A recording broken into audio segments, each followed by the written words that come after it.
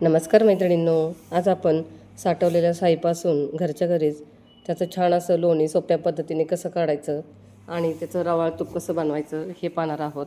चला तर मग रेसिपीला सुरुवात करूयात. तर इथे मी ही साई फ्रीजरमध्ये साठवून ठेवली होती. तर ही साई 10 ते 12 दिवसाची साई आहे आणि साई साठवताना नेहमी फ्रीजरमध्ये साठवायची, म्हणजे ती खराब होत नाही आणि त्याला कडवट वासही येत नाही. तर अशा पद्धतीने आता एक मिक्सरचं भांडं घेऊन त्यामध्ये आता ही साई थोडीशी टाकून घ्यायची. साई थंड असतानाच वाटून घ्यायची. तर इथे ह्या भांड्यात थोडीशी साई काढून घेतली आहे. आपल्याला ही 2 ते 3 बॅचमध्ये वाटून घ्यायची. आता यामध्ये नॉर्मल पाणी घालायचं, थंडही नाही आणि गरमही नाही. आणि आता हे मिक्सरला फिरवून घ्यायचं.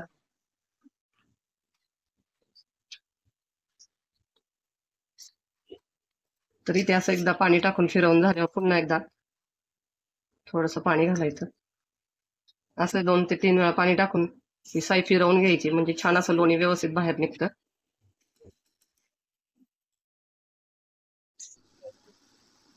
तर इथे 1 मिनिटामध्ये छान असं घट्टसर लोणी इथं तयार झालेलं आहे. आता आपण हे लोणी एका कढईमध्ये काढून घेऊयात आणि सर्व साई अशाच पद्धतीने वाटून घेऊयात. तर इथे मी सर्व साई वाटून छान असं लोणी घट्टसर काढून घेतलेलं आहे. यातलं पाणी वेगळं करायचं आहे. त्यासाठी एकदम सोपी ट्रिक आहे. त्या हाताने लोणी न काढता हे लोणी आपण एका चाळणीवर टाकून सेपरेट करून घ्यायचं आहे. तर अशा पद्धतीने हे लोणी पटकन निघतं. तर त्यासाठी इथे एक पातेलं घेतलं आहे आणि त्यावर आता ही चाळण ठेवली आहे आणि आता या चाळणीवरच आपल्याला हे लोणी काढून घ्यायचं आहे. तर इथे तुम्ही पाहू शकता, यातलं पाणी लगेचच खाली सर्व निथळून जात आहे. तर अशा पद्धतीने हे चमच्याच्या सहाय्याने हे लोणी दाबून ह्यातलं थोडं पाणी काढून घ्यायचं आहे. तर इथे पाहू शकता, मस्त असं सर्व पाणी यातलं निघालेलं आहे.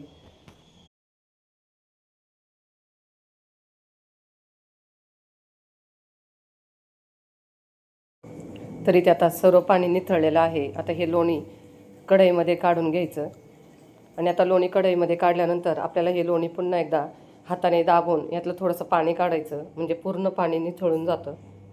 तर अशा पद्धतीने हे लोणी दाबून घ्यायचं आहे.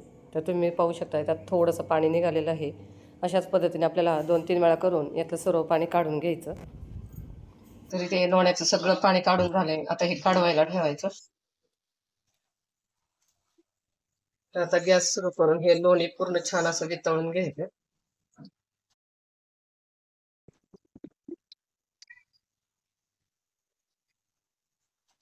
तर सुरुवातीला गॅसची फ्लेम फुल ठेवूनच आपल्याला हे लोणी वितळून घ्यायचं आहे.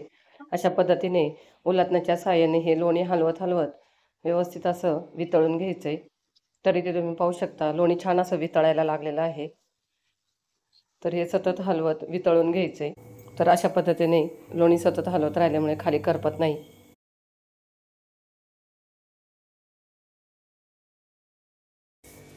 तर आपल्या इथे लोणी पूर्णपणे वितळलेलं आहे. तुम्ही पाहू शकता, व्यवस्थित असं याला मस्त फेस आला आहे.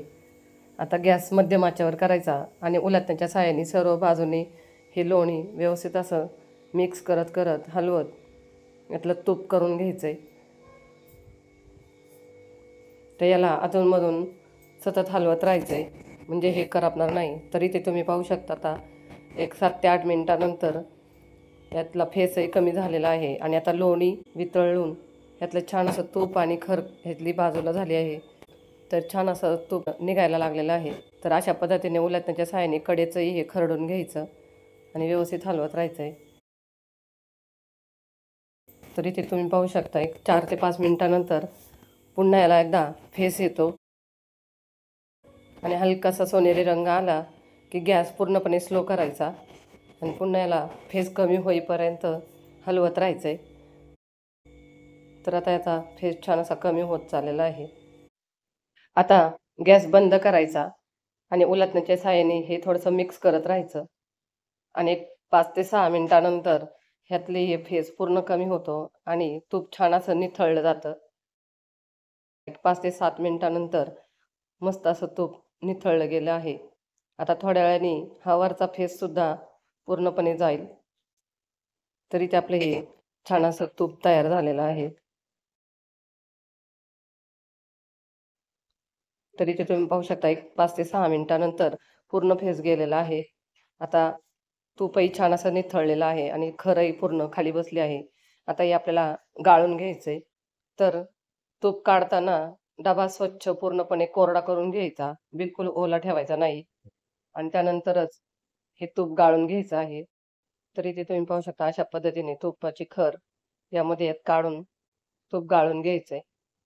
तर इथे मस्त आपलं हे तूप तयार झालेलं आहे आणि हे रवाळ असं खमंग खरपूस तूप छान लागतं. तर मैत्रिणींनो, तुम्हाला ही रेसिपी कशी वाटली कमेंट करून नक्कीच सांगा आणि व्हिडिओला लाईक शेअर नक्कीच करा.